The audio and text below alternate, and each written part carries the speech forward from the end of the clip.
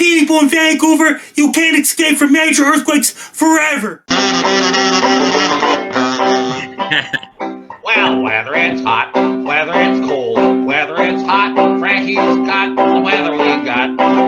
Wait a minute. Well, whether it's cold, whether it's hot, Frankie's got the weather, whether or not.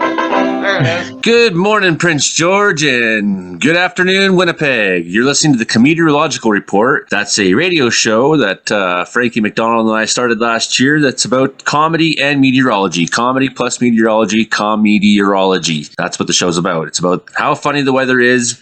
It's about how much the weather sucks in Canada. You're listening to us on 88.7 FM, CFUR Radio in Prince George. And that airs every Saturday morning at 10 a.m. and re-airs again Tuesdays at 4 p.m. And you're hearing us at CKUW 95.9 FM in Winnipeg, out of the University of Winnipeg. So welcome to the show, everybody. I'm your host, Dr. Joey Only. You can always find the video version of this show on my YouTube channel, Joey Only, the Caribou Weather Dude. Unfortunately, for some reason, I cannot find my face. I cannot make my face work on the Zoom call tonight. My computer is being extremely stubborn about not allowing my face, which is too bad. We're joining the show with a panel of cometeorologists. That includes the infamous Frankie MacDonald in Sidney, Nova Scotia, Brandon Houck, the radio weatherman in Brooks, Alberta, Noelle Chaos down in Vancouver, BC, Peter Galanko is down in Virginia Beach. I almost said South Virginia again. That's the second time I almost had that mistake. And then Gabriel Berardo in Toronto and Greater Ontario region there. And there I've gone through everyone who's on the top of my panel. But let's first talk to Frankie, the weatherman. Frankie, the weatherman. Who? Frankie. Who? Frankie. Ladies and gentlemen,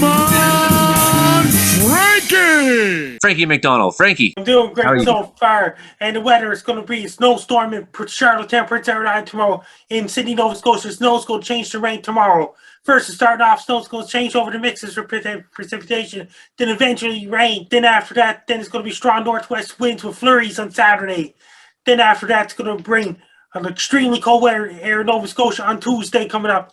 And British Columbia's getting warmer, and Calgary's getting Chinook winds and things like that. They're getting really cold weather all the way down Washington, D.C., Virginia, and all these places. And Ontario's getting a lot of lake effect snow before the deep freeze. What's been going on in the central United States, Frankie? It's been a lot of cold air lately.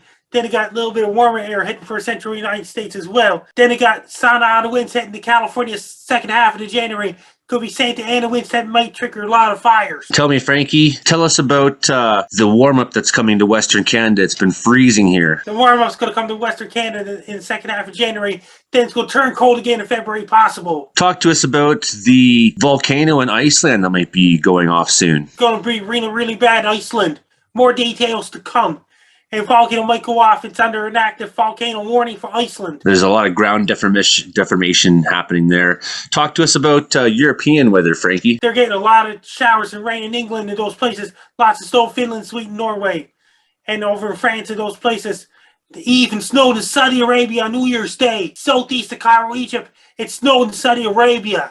How often does that happen? Getting more often now because climate change happening around the world. Cold air, hot air chasing each other, eh? Another sun-like star just exploded as a red giant. A supernova. Are we going to see it? Sun becomes the red giant 5 to 7 billion years from now. And guess what? Roger the Wild Child Show returns on February the 6th, 2022. And Made on Train returns on January 9th, 2022.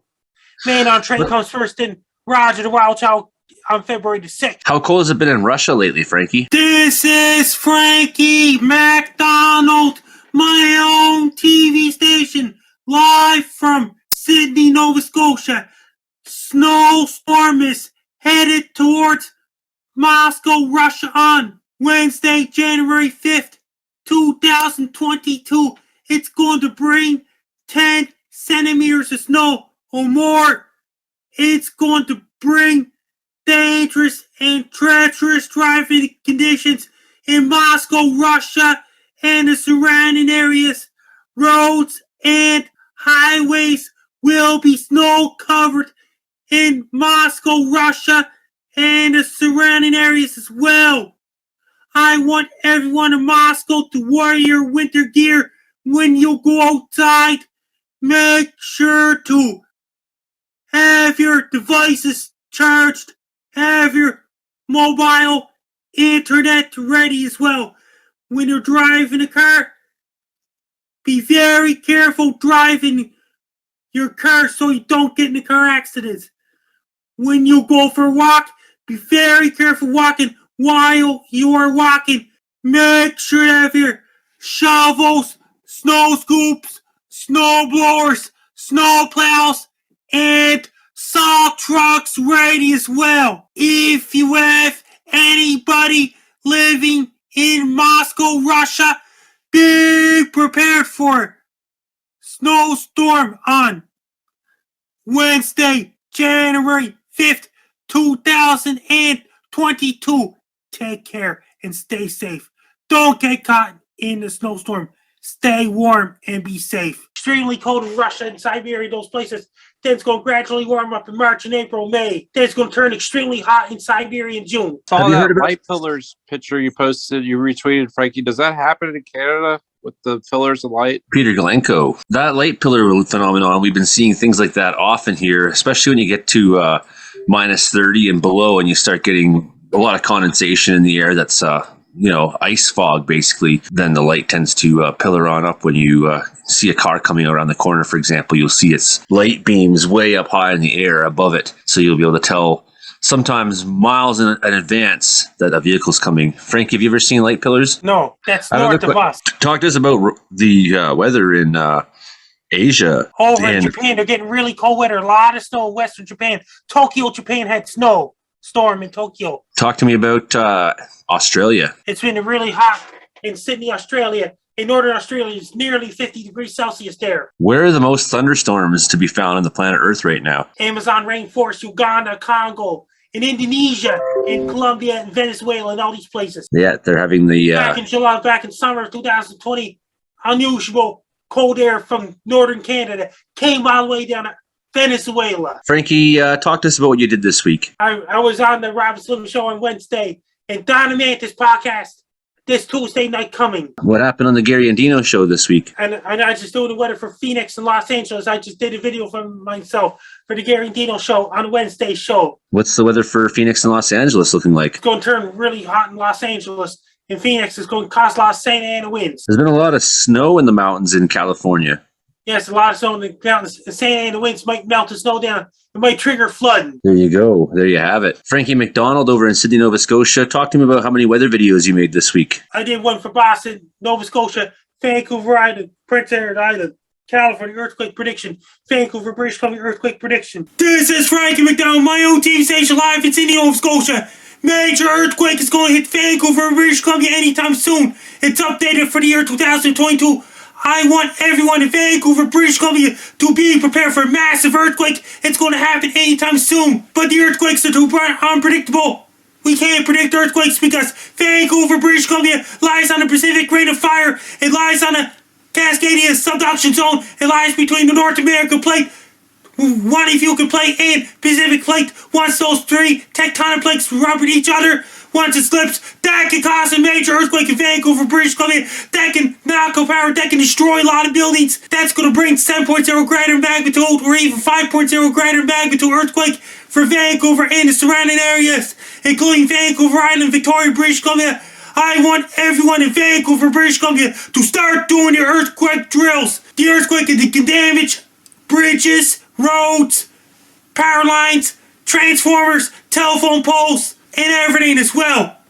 I want everyone in Vancouver to be prepared for a major earthquake. Make sure you have your medical kits ready, your emergency kits, flashlights, candles, crank-up radio, extra batteries, generators, battery operated lanterns ready as well. Make sure to, if you're indoors during an earthquake, go underneath the tables, go underneath the chairs. When you're outdoors, don't go inside the buildings during an earthquake for Vancouver, British Columbia, and the surrounding areas. People in Vancouver, you can't escape from major earthquakes forever. It's going to happen anytime soon. I guaranteed it's going to happen anytime soon in Vancouver, British Columbia. If you have anybody living in Vancouver, British Columbia, be prepared for major earthquake anytime soon. 2022 update. There's a chance of tsunami. Take care, stay safe. Don't get caught in an earthquake, be safe. What's your earthquake prediction? Massive earthquake is going to hit California anytime soon in 2022. What about Vancouver? People in Vancouver, you can't escape from major earthquakes forever. That means I told people in Vancouver to start doing their earthquake drills.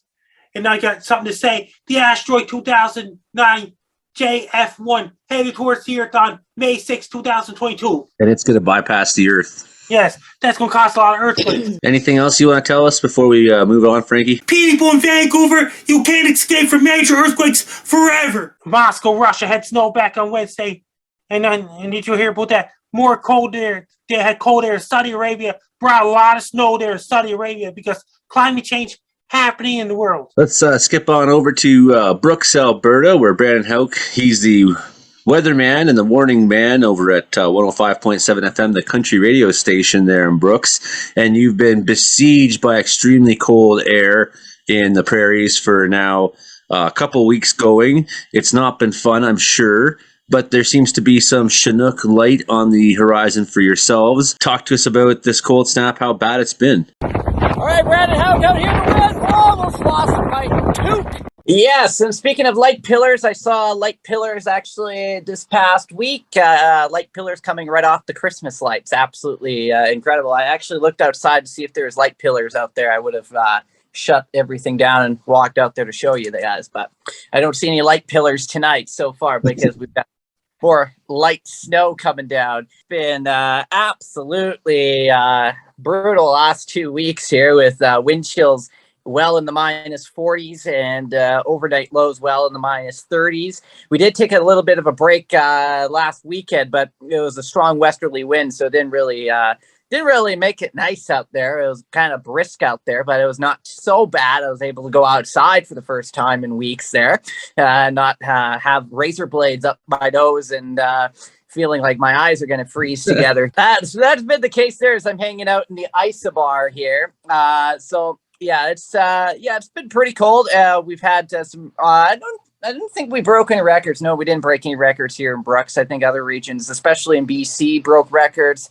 Indeed, and maybe even far northern parts of the province there. But this cold air is we're going to take a bit of a break from this cold air mass as we go into next week. Some areas might actually warm up tomorrow on the Friday, the 7th there, as we have that low pressure system coming out of British Columbia. It's going to develop a new area of low pressure on the international border. It's going to send a little warm air advection from the Pacific into the southern prairies. So some areas in southern Alberta may actually get above freezing tomorrow. That would be more south of Highway 3. But if you go north of Highway 3, you stay like minus 15 to minus 20 in the afternoon, which is a little bit better than where we've been. But we're going to see kind of a cold light snow coming down as well. So some areas might get about 5 to 10-ish centimeters of snow, especially in southern Saskatchewan, as that warm air advection. You're going to start the day off tomorrow in southern Manitoba in the minus 40s, and then you'll see the temperature sort of like minus 12 by the evening hours with that warm air advection. So it's going to be a bit of a reverse temperature trend. When you get a reverse temperature trend, that's when the temperature rises at night instead of the afternoon. So you have your coldest period during the day and the warmest period at night. So that's what we call the reverse temperature trend. Now, as we go through the weekend here, we'll get back to that cold air mass for Saturday and Sunday. So like minus 20s, minus 30s again. And then by next week, we've got that Pacific flow really starting to kick in here. And it looks like we will see a little bit of a westerly flow. I saw Environment Canada going with 12, 13 degrees. I don't think it's going to get that high. We got snow on the ground. It's going to take some time to warm up here, especially as we go into next week. So we'll see probably temperatures, I think on the Monday, maybe near zero, and then we'll probably jump up above the melting point for a couple of days next week. So that will be a treat, and I might actually wear shorts. We record the show on Thursday nights for everyone listening out there in Radio Land. Prince George hearing it on Saturday. This is the 6th right now that we're talking on of January. You're going to hear us on the 8th of January in Prince George, and then on the 10th in Winnipeg. So we do want to ask you about Winnipeg's weather next week, but also want to talk about this insane weather that British Columbia is in the middle of right now, it's pretty messy right now in the province. There's a lot of freezing rain coming down in Vancouver as well. Yeah, that low pressure system delivered quite the dumping of snow today in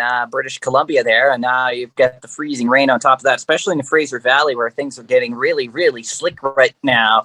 You have a pocket of snow and then you add some freezing rain on top of that, and that was just basically nightmare to travel on. So we're going to continue to see that through the night tonight as that milder air moves through. So hopefully see temperatures jump up above the melting point, change it to rain, but still going to be slick overnight and into tomorrow. So definitely travel will not be recommended for the next 24 hours, at least as that system moves through. And that's also dumping quite a bit of snow in the BC interior as well. I think up in the highway passes could see up to 50 centimeters of snow by tomorrow. So it's going to get quite messy all across southern BC. With a fresh round of it all coming on Sunday, of course, as well. The cold spot in British Columbia right now, it's 7:30 at night on the 6th of January, is 39.1 below at Dease Lake Airport. So very cold still in the northern part of BC. Prince George, there's a lot of snow in the forecast this next 5 days. But Saturday, snow, -16 and -23 at night. So cold, but we're going to see that warm up start Sunday, -7, nighttime -14. Then the next round of snow comes on Monday, Tuesday, sort of -3, 30% chance of flurries, -8 at night,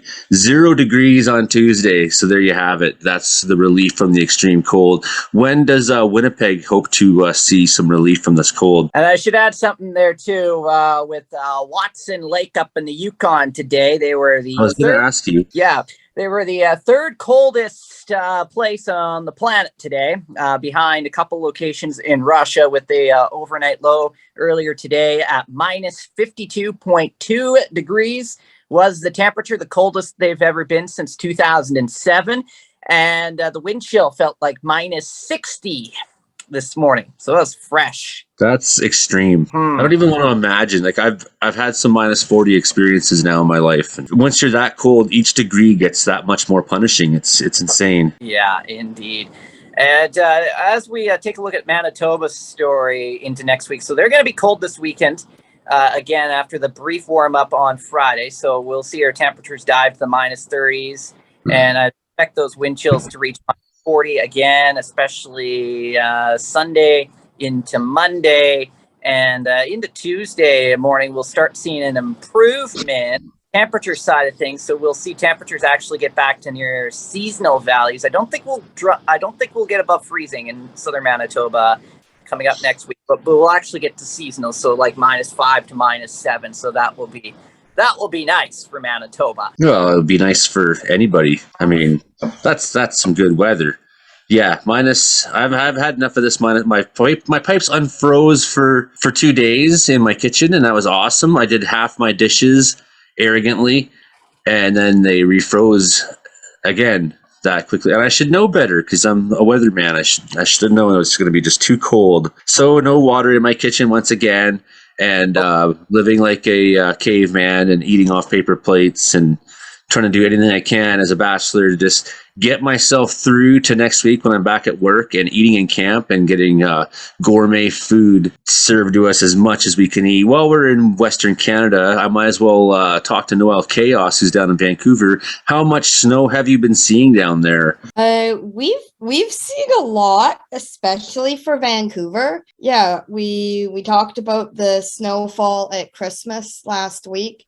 And I think we saw like a good 10 to 15 centimeters of that. It melted for a day or two around New Year's. We've now got, I would say, about another 10 centimeters of snow, except it's been creating this sort of layer of ice and then slush and then ice and then snow and then just wet muck that freezes and melts and then refreezes.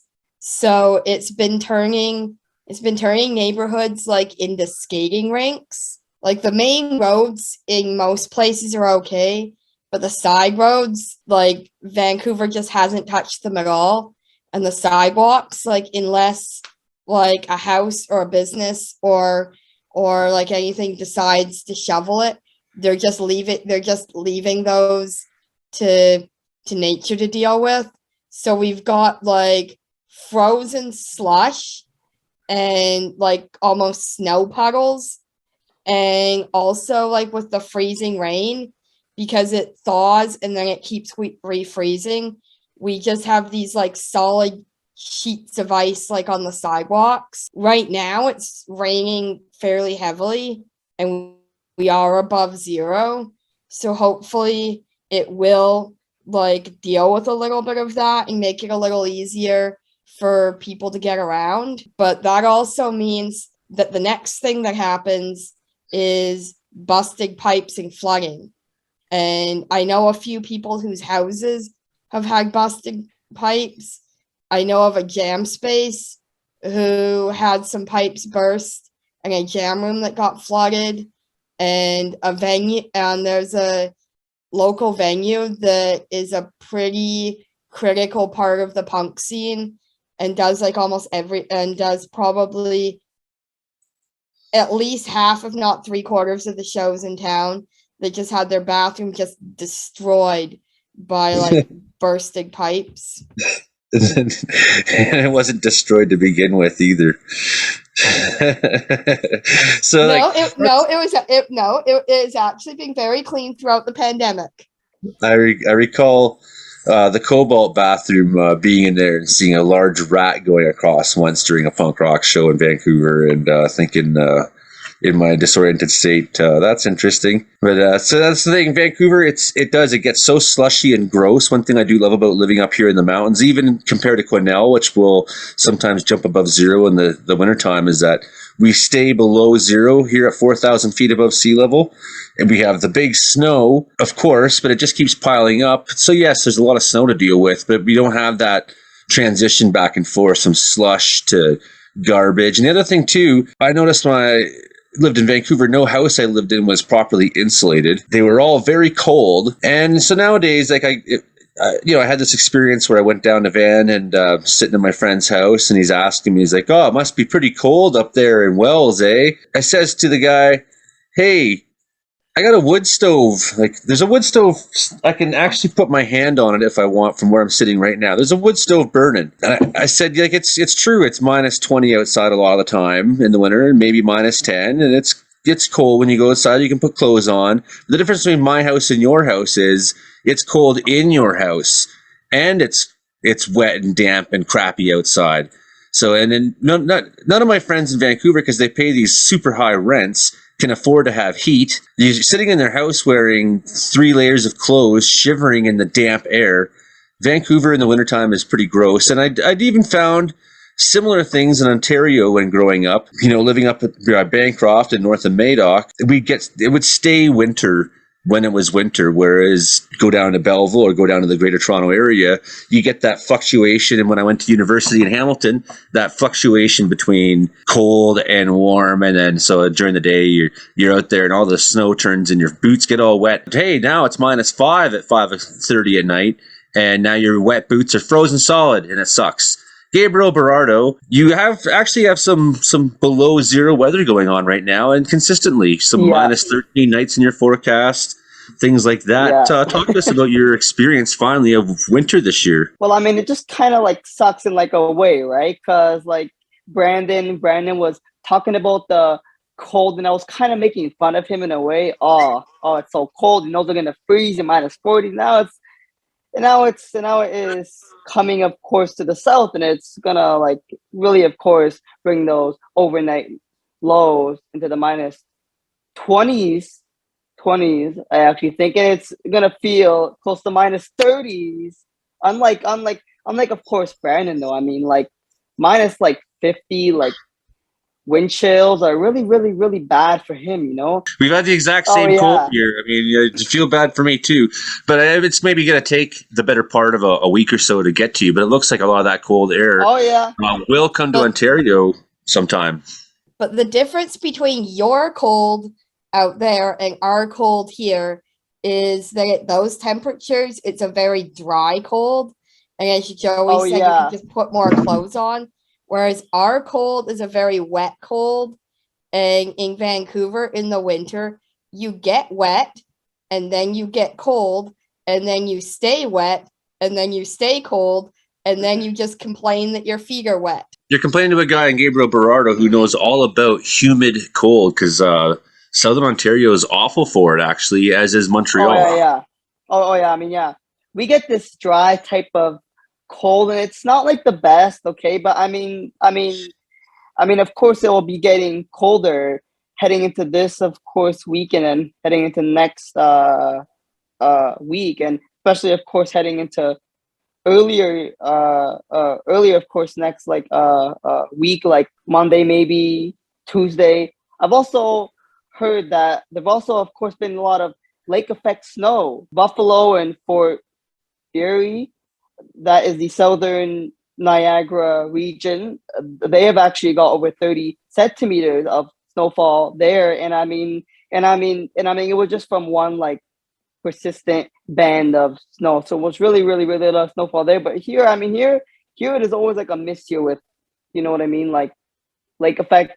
Sometimes we do get the lake effect in the city, especially also north of the city, but it mainly, of course, remains along the shores of the lake. Huron, south of there, Niagara, even, of course, Georgian Bay. They always get the, you know what I mean, like the lake effect snow. I'm also, of course, watching a few systems heading into next week that will also bring some lake effect. Nothing like major though, so I don't have really nothing huge to kind of talk about. It is, of course, the new year, so I haven't really spoken to you guys in like a whole entire year. It's been that long. I mean, like, wow. But anyway, as I've been, of course, saying, I mean, it's a new year, same old weather, just like, of course, always, right?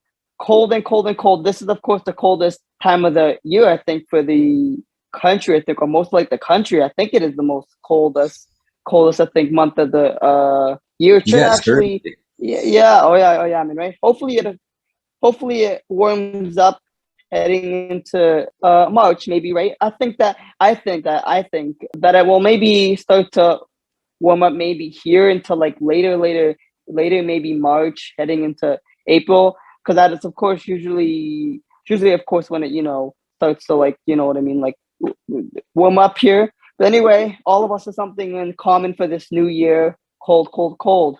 And that's all I'm gonna say. Yeah, it's coming for you next, and maybe you won't get it as severe as we had it. Yeah, I mean, the date, December 27th, I think it was, we had minus 42 here in Wells on everyone's thermometers, and that was the talk of town.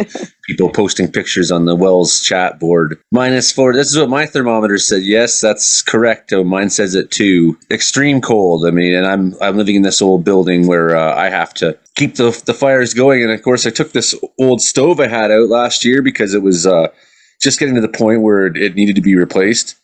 But I didn't have a viable option except for this other stove I had in the woodshed, and it's small. It doesn't carry the volume of wood, which is in some ways nice. I've not gone through near as much wood this year. The other thing, though, is that I wake up in the morning and the stove is out, and I got to go down and start it all over again. Whereas with my old big one and the Blaze King I want to get eventually, I could fill it and then close the door, shut her down, and then go to sleep, wake up the next morning and still have coals. My old one would have half a log sometimes sitting. I could put whole rounders in it. It was awesome. So definitely this cold snap for me has meant extreme cold mornings, like having to get up, and then there's only so much wood you can have in the house. Eventually you're going to have to go back out to that woodshed and start bringing some in. Frankie, can you tell us what creates lake effect snow? Warm air, warm water, and cold air. That's right. Yeah. So as the cold air is flying over top that warm water, it starts picking up that moisture, and bam, it starts dumping first place it can. The last person we have to introduce before we get to our meteorological discussions is our patient friend down in Virginia, Peter Galanko. You actually had some winter weather come through parts of the state this week. I don't know if you see much of that, and you had some severe thunderstorm activity as well last weekend. Yes, we did. And not so much snow in Virginia Beach, but we did get snow in Virginia Beach, but it did not stick here in Virginia Beach, but more inland in the Richmond area and closer to DC. They had closer to around a foot of snow in some places around there, which caused a possible record traffic jam on I-95, where some people were stuck in traffic for more than 24 hours. Senator Tim Kaine tweeted after being stuck in traffic for 19 hours, because that I-95 is a route some people take to go to Washington, D.C. So I've driven all there plenty of times before. I've gotten stuck in traffic for a few hours before, but I never heard of a 24-hour traffic jam. But that happened. They were not prepared. Frankie made a video telling people to be prepared, and people weren't prepared. But we missed a lot of the snow action here in Virginia Beach, but we had a lot of high winds, and the power went out here a few times, and for a while around 75,000 people here in Virginia Beach were without power. So it was mostly high winds and some sleet and snow.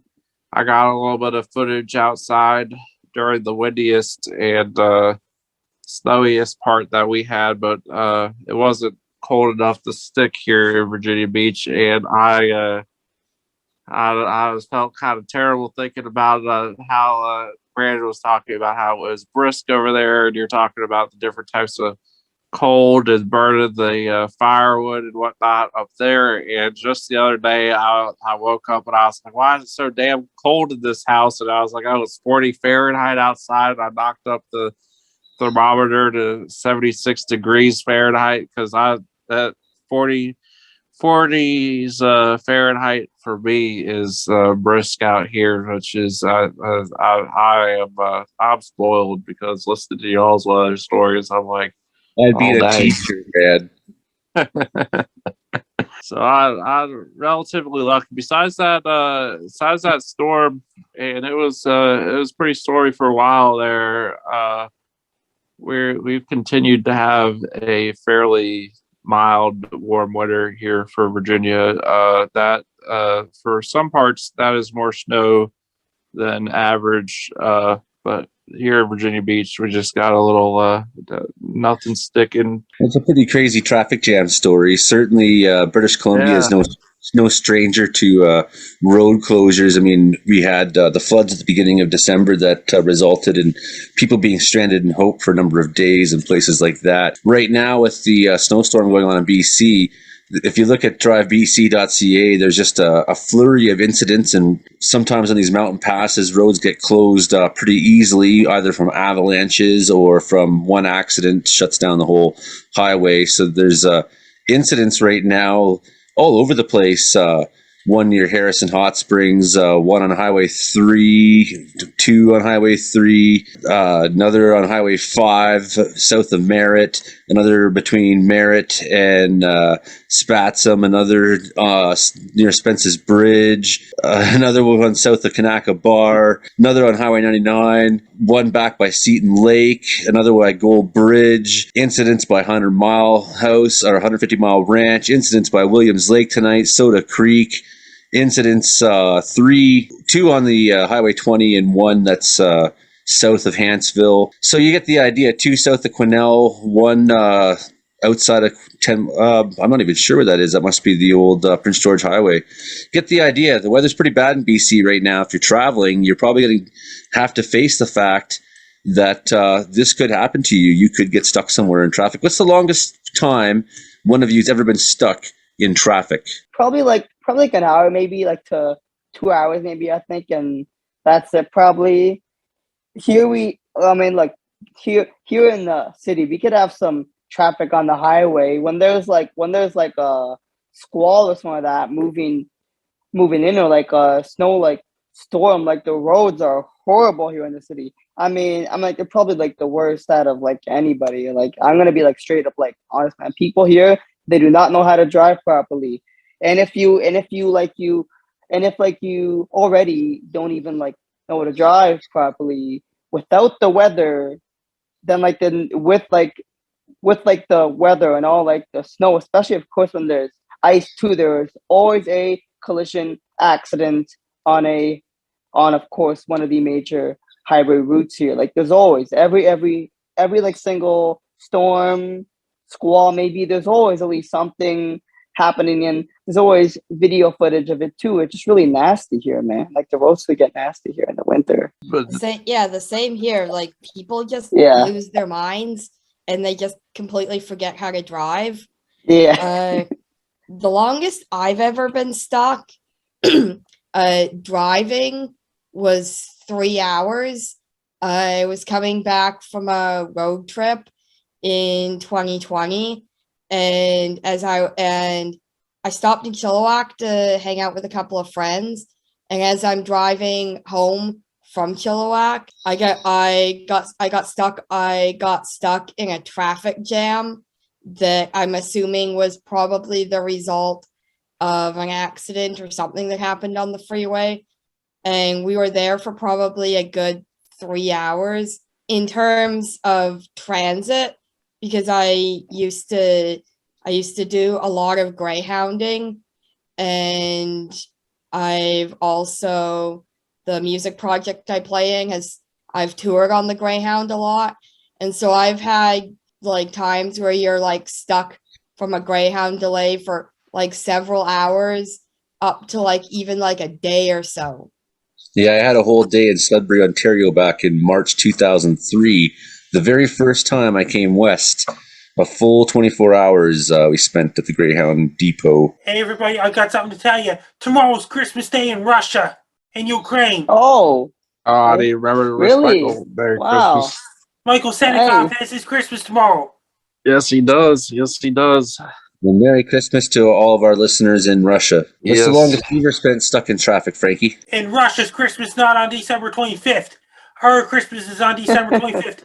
Their Christmas is on January 7th. How long have you been stuck in traffic, Frankie? Well, what's your longest time that you were stuck in traffic, Frankie, when you were in the car, like your longest time? That means that when I was on the bus in 2013, they had a big lineup waiting to, on the bus waiting to go to the mall because there's so many people doing last minute Christmas shopping. Oh, okay. So that's the longest time. Yeah, I don't think Sidney, Nova Scotia has traffic jams much. Maybe you have road closures occasionally. I'm not sure how much. And when they're doing last minute Christmas shopping around December 22nd, 23rd, they have a traffic jam because of people fighting over last minute Christmas stuff, like clothes. You ever had I to break know. up any fights while working at the Mayflower Mall, Frankie? That's be long before the pandemic. Yeah. Yeah. You ever encounter people having like a full on fight though? Yeah. Is there any fights, Frankie? That means I encountered a lot of people at the Mayflower Mall. That was long before the COVID-19 pandemic was declared on March 11th, 2020. I mean, yeah, he's almost like the mall cop. Like, Do you tell them to calm down and behave themselves if they're out of order? Yeah, to tell them to I just clean floors and things like that before the pandemic. Security guards' job is to tell them to calm down. I just clean floors. Not your jobs. You're not going to deal with that. I don't blame you. Brendan Houck, any traveling horror stories, being stuck on highways? I got a couple here, actually. Well, first, I'll go through three here. First was a travel on the Highway 1 through the Rogers Pass to Avalanche Control. So it was a long go there. I think that took a couple hours to get out of there. But where I sat in one spot for a long time, that was 2 hours sitting in one spot on a bus, was in Beijing. I don't know what happened. There was no weather, nothing to be concerned about. Somebody had a little whoopsie, or I don't know, but we sat in Beijing, and yeah, it was, and we were late for supper, that's for sure. So that was almost 10 years ago. I should share this one story. It's not much of a traffic jam, but it was a bus horror story, I guess. We were China there, and that was after coming off the Great Wall of China, and we all gather in this restaurant here, and we have this we have fantastic meals there too. But so there's this pepper. I think it was a ghost pepper, something that was in my dish. Oh my god! And I didn't know it was in the dish, so I ate it. Oh my god! I think my ears were steaming, and I chugged at least 5 bottles of water. It was so intense there, and I don't think I finished my lunch. They're so probably laughing in the kitchen at you. Yeah, and Oh, yeah, yeah. It's getting on the bus there after chugging all that water. It was still like hot. Got on that bus, and it was a 4-hour bus ride back to Beijing. And after chugging all that water, oh my goodness, that was terrible. That must be very uncomfortable. Very uncomfortable. And by the time we got to Beijing, the guy said we had to make enough. I gotta go to the washroom right now. He's like, "Oh, just wait. No, I gotta go right now." So we ran into the market place and found a washroom, and I survived. When a you lot of the also- roadside stops in China, you don't have typical washrooms there. You got like troughs. They've upscaled things a little bit over the past decade, but it's been pretty old school where it's like dugout. Everybody. I think one of my worst ones, or at least one of the most told ones, is I remember in 2017 I was on tour, and this is right when the province like caught fire, and like I'm on tour, like I don't know how much greyhounding anyone here other than Joey has done, so I don't know if you're familiar with like greyhounds' level of general incompetence compared to their incompetence when anything happens. So I remember like I'm waiting for the bus like in Chilliwack. They just sort of canceled all the buses. They had like a bunch of evacuees that were coming in off buses, and they just boot them off the buses, and there's like basically chaos in the Greyhound station. I ended up catching a ride up to Prince George, but coming back, like it took probably 5 buses in total to get from Prince George down to Chilliwack. It took like probably almost 24 hours. We were in Cache Creek, well it's on fire, like just outside of town. So like everyone's debating where to go eat, and we end up like eating at this like truck stop near the Greyhound station. We all get food poisoning and then have to go from Cache Creek down to Chilliwack, and you've got like 11 people on the bus that are horrendously sick. And yeah, I'd say that was probably, I'm not gonna go in any further detail, but that was probably one of my travel horror stories. I got something to say, you. Michael P. Mulholland's Facebook rankings list. I won that first place overall last year in 2021. I defeated Mary Joy DeBell. You did. I know that was a heated. Mary Jo DeBell was always winning. And I defeated her in a Michael P. Mulholland Grand Prix, Mike the Canyon Grand Prix Facebook rankings for the year 2021. So you can imagine my life as a touring musician. There's been many times I've been totally screwed over on the highways. I played 2,000 shows in my life as a folk singing and country singer in Canada. Many times had many, for example, this one time coming through the Fraser Canyon in Yale going northward, an accident had happened, and next thing you knew, we were sitting there for hours. Well, lo and behold, it was when we finally came up past the accident site, it was a paper truck had slammed into the rock wall of the canyon, and there was like a transport truck carrying paper, and there was paper everywhere flying around. It was actually kind of hilarious. Another time where we'd literally been driving across Canada for it'd been 6 weeks on the road, and then finally we were in and everyone else had been dropped off who was on our entourage, so we had no more musicians. It was just my ex-wife and I, and we're coming through Kelowna, and we're 4 hours from Vancouver going home, and then suddenly it started snowing hard and then harder, and we got to West Kelowna and it was like really snowing hard, and there was like accidents everywhere, and then an ambulance came flying past us real fast, like, uh-oh, should we try going over top the connector to Merritt? It's like, well, if anyone can do it, I can. So we start going up that past the Merritt Connector Highway past there, and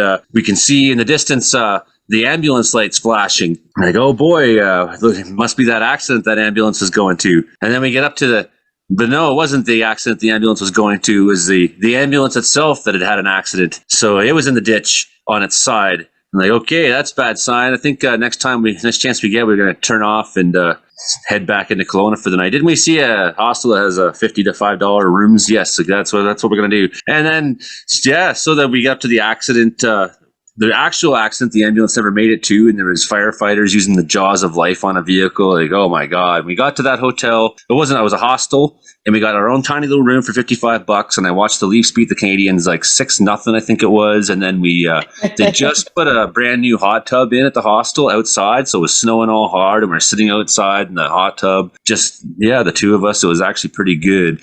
Many times where highways were closed down because of avalanches and slides, and we had to take really long detours, 6-7 hour detours or whatever. You just like, if you're in southern BC and Highway 3 gets closed, you got to go all the way back around and up and then north to Revelstoke and then over. And it's a long time. Yeah. I remember one time we were really in a hurry to get back from Tofino to catch this particular ferry because we had a gig in Vancouver. But when we got to the Malahat Pass, there was vehicles lined up for like a kilometer just not moving. Me being somewhat aggressive sometimes, like, what the heck is going on? So I got out of the vehicle, go walking way up the road, walk. I'm going to find out what's going on here, why we're not moving. And we finally get up there, and there's a little black bear who's on the side of the road, and everyone's just stopped taking pictures of it. And there's like dozens of vehicles just snarled up in the middle of it. And I was so furious. So I charged after the bear. Get out of here. You're bad. Threw some gravel at him, and the bear left. And then I turn around, and there's a truck off at you. This dad, he's all mad. He's like, and his kids are crying. He's like, Jimmy's never seen a bear before, and I ruined it. And, you respond, well, he's never going to see a bear again. Good. So many examples of things like this that, there's a time in Winnipeg, I got stuck, for all you listeners on CKUW 95.9, got stuck at the Via Rail station for, many hours because of an incident on the tracks. The train hadn't come through from Ontario, and so I was waiting, and then I bumped into some native friends I had that just happened to have in Winnipeg, and the next thing you knew, I went off drinking, and back in those days I drank, and I drank hard, and so I finally come back to the train. It's like 1 a.m. when the train finally ready to go. But of course, I'm stinking plastered, and I'm sitting on my seat and fiddling with my guitar, all wasted. And the attendant comes up and she says, "You can't. Sorry, sir. It's late. Can't play your guitar in here." And after so many hours of waiting in Winnipeg because of this waiting, and I was kind of annoyed, and I belligerently said, "Don't you know who I am?" I was kidding, of course, because back then nobody knew who I was. And I didn't get kicked off the train, though. I talked my way out of it. That was a good time. Brandon has another Greyhound story. Yeah, it was I think another 5 years or so ago, and the Greyhound's still running, but this one's pretty short. I was coming back from Banff, and then decided to take the Greyhound back, and signed up for my seats and everything, and all of a sudden get on the bus, and the whole bus is full. So then I get back off the bus and all frustrated and stuff, and next thing you know, the driver ordered a taxi for me, so I got to take a taxi for free for several hundred kilometers. It was nice. It was a nice bus ride, I have to say. Greyhound has a problem with overselling tickets. So we have people get on the bus, and the bus is full, and they're like, "But we bought tickets." And so the driver's like, "Well, I don't know." And so they just go, and they sit down in the aisle, and they're like, "Well, we bought tickets, so we want to take the bus." And the rest of us are all like, "We don't care. We don't want to sit here for 3 hours while everyone argues about this." And so the driver just gets on. It's like, "Yeah, I don't really care that much either." And so we end up like driving. We've got like people all down the aisle, and we're just like, and like, you can't really get up to use the bathroom or anything. So we're just like, "Oh, well, whatever." Another one, which also happened in Alberta. I was up visiting a friend in Calgary. Yeah, the Greyhound was brutal. I don't miss having to travel on the Greyhound at all. I harbor nothing but scorn and contempt for the Greyhound. It is one of the biggest motivators between me getting my license and a car. Frankie asked me what Michael's up to. He's doing all right. He's looking at the Shanghai AWS Science Center for office space. to get a business going. That's not really weather related, but to answer Frankie's question, that's what he's up to. And I'll get an LLC registered for him here in the States because people don't like transferring money to Eastern Europe. But that's a unrelated topic. But Michael's doing all right. And Michael has been to tomorrow. Grozny, Russia, and Sochi, Russia before. Then Michael has been to Grozny, Russia, and Sochi, Russia before. I don't know. I know he was in Chechnya like last year. And then I remember him saying he went up to Moscow for something the other year. So I don't know. I'll ask him about his travels in Russia. I know he mostly, when he's back in Europe, he mostly just stays in Ukraine. And he's done a lot of Asia traveling. I'm not sure how extensive his Russia travels are. Who is he? He joined for a few seconds last week. He's just he's a friend of mine that has joined for some chats with Frankie and I before, but I met him back in 2017. I met him in Hong Kong, and I've been friends with him for a while. I traveled with him to the Netherlands, and he was based out of Asia for a while and traveled back to the Ukraine. And as you know, Frankie is a very hip on Russia and Eastern Europe weather, that sort of thing. So likes to stay up to date on what's going on out there. What's the worst snowstorm you've ever seen? Oh, wait, hold up. I actually, of course, know. So, I mean, so back, of course, when I was younger, right? Like when I was maybe like 11, maybe 10, 12. I don't like it was at some point in 2013 or 2012. There was a huge snow like storm that moved in, and I was just watching the weather network. I didn't really know about models, so I kind of like took like the weather network serious, like right, and everything like that. I had the snowfall totals and everything like that, and I had all like the news articles that I kind of just took it as, of course, that, right? But I also, of course, lived about like 40 to 50 minutes more kind of south where I actually live right now. So I actually lived in Halton Hills. When I actually went to sleep though, right? So I was looking at my window, right? Because like my roof is kind of close to like the window, right? So I saw like a little bit of snow, maybe, right, packed on the window. And then when I woke up, half of the window was covered in snow. I was like, there's no way it snowed that much. And then it was at least 40 to 50 centimeters, maybe at least 35. But I mean, like it was like, and then I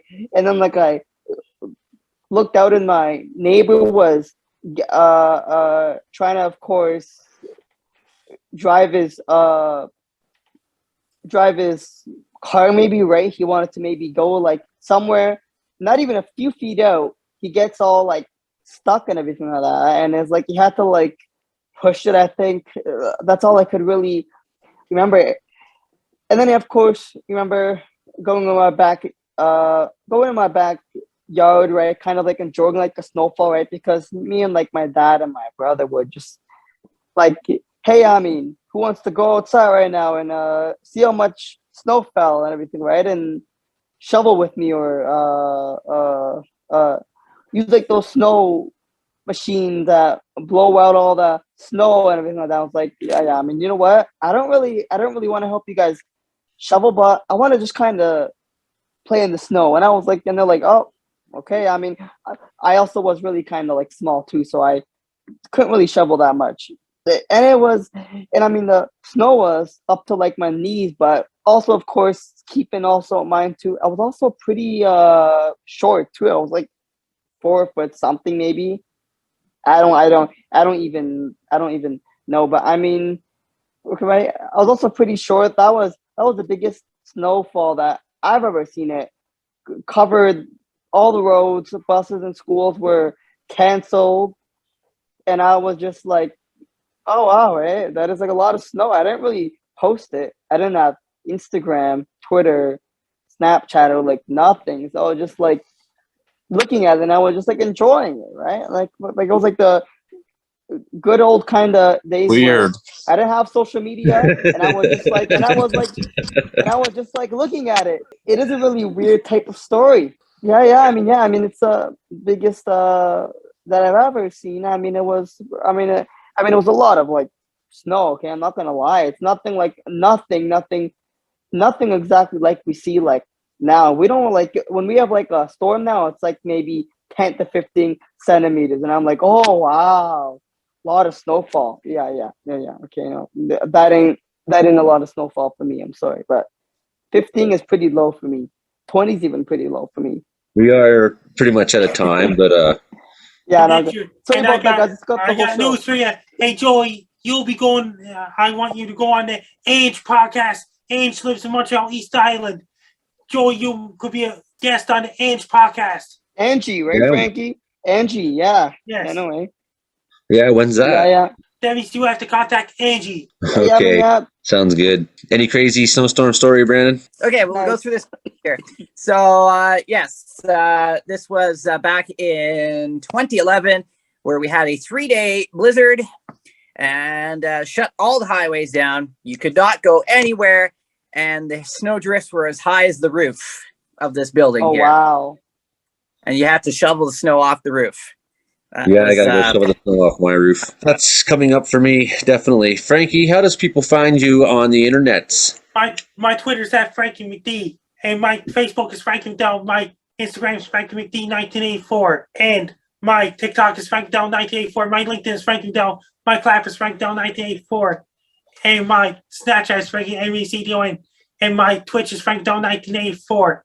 And my YouTube channel is Dogs and Wolves. The famous and fabulous Frankie MacDonald, Noelle Chaos in Vancouver, BC, Peter Galanko in Virginia Beach, Gabriel Berardo down in Southern Ontario, and Brandon Houck in Brooks, Alberta. I'm Joey Only. This is the Comedeorological Report. You've been listening to us on CFUR 88.7 FM and CKUW 95.9 FM. We'll be on again next week, so do tune in. And for all of you who see the video version on YouTube on my Joey Only Caribou Weather Dude YouTube channel, sorry that my face isn't in the show this week. Nothing I can do about it. My head's not there anymore. I don't know what to say. Yeah. And with no further ados, Gone. we'll see you next time. We're Bye. not going to get any views this See you time on later. YouTube. No one's going to want to watch without. Oh, I know, man. Everybody's gonna want to watch it, man. It's Joey Only show. Come on, it's. I'll just tease it. I'm just Yeah. joking. I'm just joking. I know. People in Vancouver, you can't escape from major earthquakes forever.